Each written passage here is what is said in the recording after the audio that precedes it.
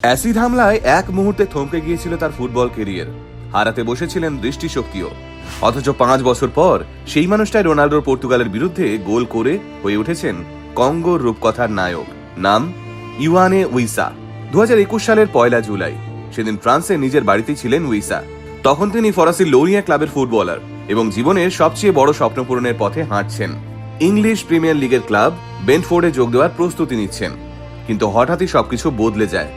এক অচেনা মহিলা ফ্যান সেজে অটোগ্রাফ চাওয়ার অজুহাতে তার বাড়িতে আসেন। দরজা খুলতেই উইসার মুখে ছুঁড়ে দেওয়া হয় অ্যাসিড। মুহূর্তের মধ্যে তার চোখ মুখ আগুন লাগার মতো জ্বালা করতে থাকে। পরে তদন্তে জানা যায় ওই মহিলা নাকি উইসার ছোট মেয়েকে কিডন্যাপিং এর চেষ্টায় এসেছিল।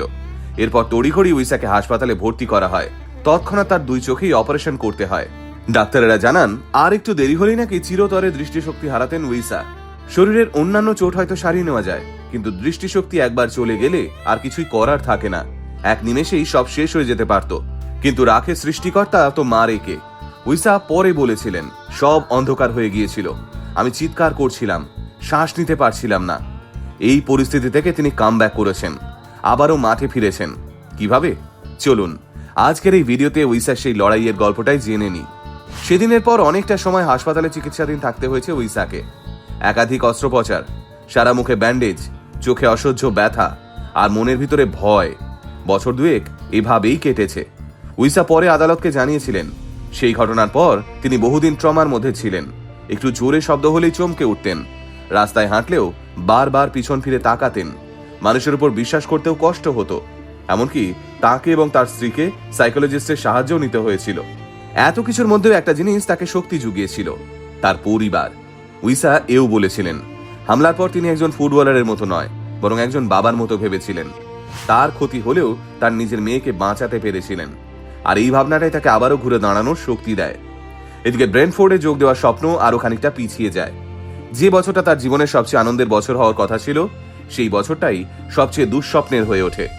আর উইসা যেন অন্য ধাতুতেই গড়া।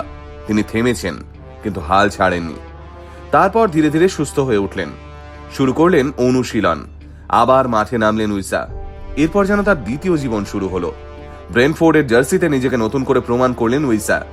ইংলিশ প্রিমিয়ার লিগের অন্যতম ভরসাযোগ্য ফরওয়ার্ড স্ট্রাইকার হয়ে উঠলেন তিনি। আর 2026 বিশ্বকাপে এসে হয়তো সেই মানসিক শক্তির পুরস্কারটাই জিতে নিলেন উইসা।